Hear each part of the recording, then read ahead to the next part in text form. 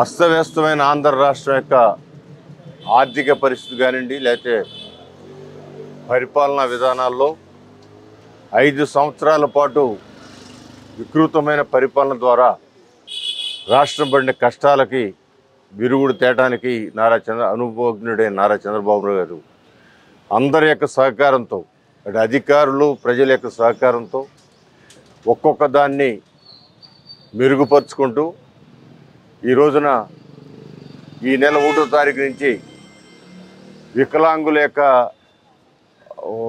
స్లాట్లు ఇచ్చి వాళ్ళకి సర్టిఫికెట్లు ఇచ్చే కార్యక్రమాన్ని, మే 1 నుంచి పెన్షన్ల కార్యక్రమం, ఇవన్నీ కూడా ఒకటి చేసుకుంటూ రావడం జరుగుతూ.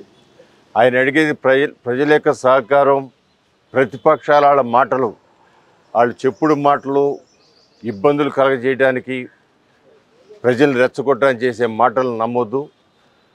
పరిస్థితులన్నీ కూడా చక్కదిద్దే సమయంలో ఈ 9 నెలలు గడిచింది.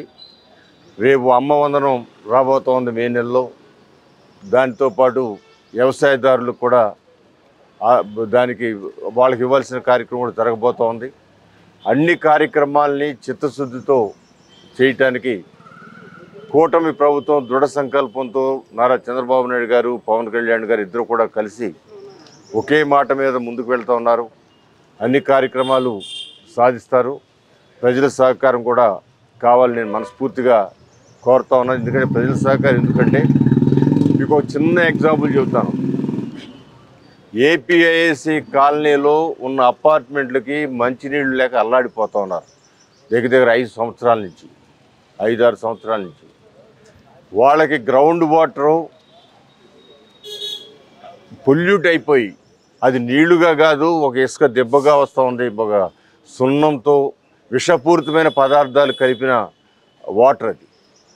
అలాంటి పరిస్థితుల నుంచి వాళ్ళని కాపాడటానికి తెలుగుదేశం పార్టీ వాళ్ళకి మంచినీళ్ళు ఇవ్వడానికి నిర్ణయించి, దానికి కావాల్సిన టెండర్లన్నీ కూడా పిలిచి కాంట్రాక్టర్ కూడా ఫైనల్ చేసి రెడీగా ఉంచితే, కౌన్సిల్లో కేవలం వాళ్ళ హయాంలో జగన్మోహన్ రెడ్డి గారి ప్రభుత్వంలో ఆ మంచినీళ్ళు ఎన్నిసార్లు కోరినా ఇవ్వలేకపోయారు. కాబట్టి తెలుగుదేశం పార్టీ ప్రభుత్వం రాగానే దాన్ని మొదలుపెట్టారు. కాబట్టి అది ఆపాలని చెప్పి ఆ తీర్మానాన్ని పాస్ అవ్వకుండా ఆపటం జరిగింది.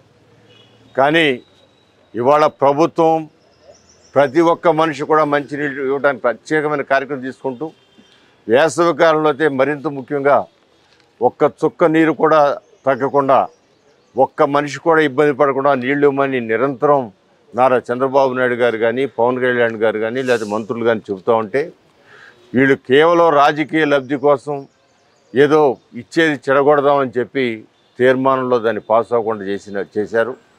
దాన్ని నేను అధికారులందరితో మాట్లాడి, ఉన్నత అధికారులతో మాట్లాడి, చీఫ్ సెక్రటరీ గారితో కూడా మాట్లాడి, ఈ పాలక మండలి కార్పొరేషన్ చేసిన ఏ తీర్మానం కూడా ప్రభుత్వాన్ని దాటి వెళ్ళే అవకాశం లేదు.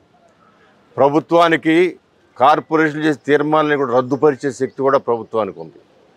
ప్రభుత్వమే ఫైనల్ అథారిటీ తప్ప కేవలం కౌన్సిల్లో నామబద్ధంగా వాళ్ళ యొక్క హక్కులు కాపాడటానికి, ప్రజల యొక్క సౌకర్యాలు కల్పించడానికి వాళ్ళకి తీర్మానం చేయాల్సిన తీర్మానాలు కూడా వ్యతిరేకిస్తే ప్రభుత్వం చూస్తూ ఊరుకోదు. ఖచ్చితంగా వాళ్ళకి ఏపీఐసీ కాలనీ వాళ్ళకి నీరిచ్చి తీరుతాం. నీరిచ్చి దానికి వాళ్ళ మన్ననలు పొందుతాం.